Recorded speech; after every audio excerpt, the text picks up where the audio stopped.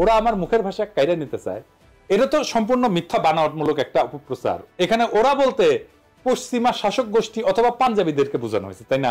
প্রথম পয়েন্ট হইতেছে কায়েদ আজম জিন্নাহ যে ঘোষণা দিছিলেন সেটা হইতেছে পাকিস্তানের সংবিধানে অফিসিয়াল ভাষা বা স্টেট ল্যাঙ্গুয়েজ কি হবে, রাষ্ট্রভাষা কি হবে। কারণ মাতৃভাষা নিয়ে সেই ভাষণে কোনো আলোচনা হয় নাই, তাই না? মাতৃভাষার অফিসিয়াল ল্যাঙ্গুয়েজ দুটো ভিন্ন জিনিস। অফিসিয়াল বা স্টেট ল্যাঙ্গুয়েজ কি?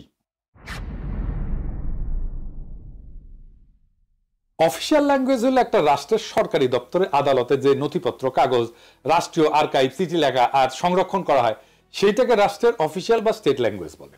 আর লিঙ্গুয়া ফ্রাঙ্কা কাকে বলে? লিঙ্গুয়া ফ্রাঙ্কা হইতেছে দেশের বিভিন্ন ভাষাভাষী মানুষের মধ্যে যোগাযোগের কমন মাধ্যম বা মিডিয়াম। একটা দেশে বিভিন্ন ভাষার মানুষ বাস করতে পারে, যেমন ধরেন সোভিয়েত ইউনিয়ন, বহুজাতি বাস করত, Russian, Ukrainian, Georgian, Armenian, Kazakh, Tajik, Bashkir, Turkmen, Latvian, এরকম 15টা ভাষা গোষ্ঠী ছিল, বড় বড় ভাষা গোষ্ঠী। এর প্রত্যেকটা এখন আলাদা আলাদা দেশ হয়ে গেছে এবং আরো শত শত ক্ষুদ্র ভাষা গোষ্ঠীর মানুষ ছিল সোভিয়েত ইউনিয়নে। তো এদের মধ্যে লিঙ্গুয়া ফ্রাঙ্কা ছিল রাশিয়ান, আর সোভিয়েত ইউনিয়নের অফিসিয়াল ভাষাও ছিল রাশিয়ান। আসল কথা হইতেছে অফিসিয়াল ল্যাঙ্গুয়েজের সাথে নিজের মাতৃভাষা, একটা এলাকার কথ্য ভাষা বিলুপ্ত হয়ে যাওয়ার কোনো সম্পর্কই নাই, থাকতে পারে না। এটা খুব অদ্ভুত এবং স্থূল একটা দাবি, নিতান্তই হাস্যকর। কিরকম হাস্যকর দেখবেন, আমাকে বাংলাদেশের উদাহরণ দিয়ে শুরু করি।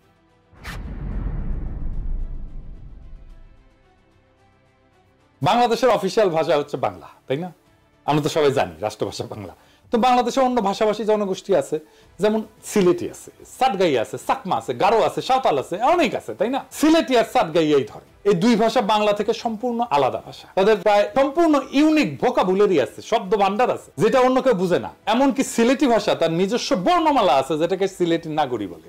একজন সাধারণ বাংলাভাষী মানুষের পক্ষে সিলেটি বা তাটগাইয়া ভাষা বোঝা অসম্ভব, কারণ তাদের ভোকাবুলারি বা শব্দকোষ প্রায় সম্পূর্ণ ভিন্ন। কারণ ঠান্ডা মাথায় ভেবে দেখেন তো, বাংলাকে অফিসিয়াল ভাষা করার ফলে কি সিলেটি বা চিটাগাং এর মানুষ কি তাদের কথ্য ভাষা বা মাতৃভাষা ভুলে গেছে? না, যায় নাই। কেন যাবে?